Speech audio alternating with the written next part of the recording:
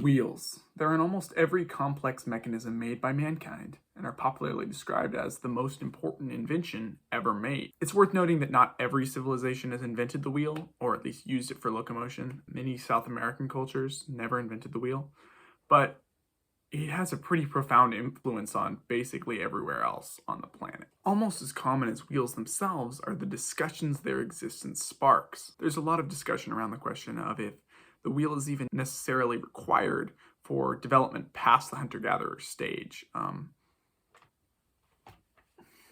The Aztecs didn't use wheels for transportation, and they made huge pyramids that were similar in scale to those built by the ancient Egyptians.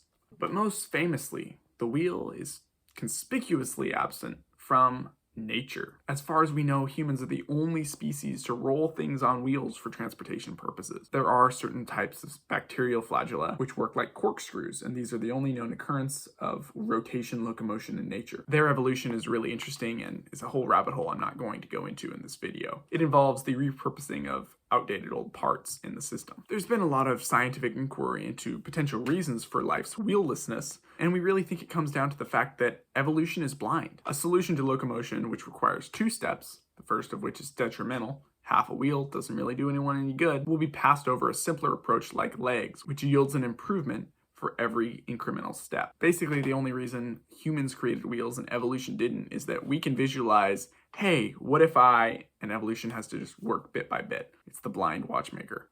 And this brings me to something really interesting.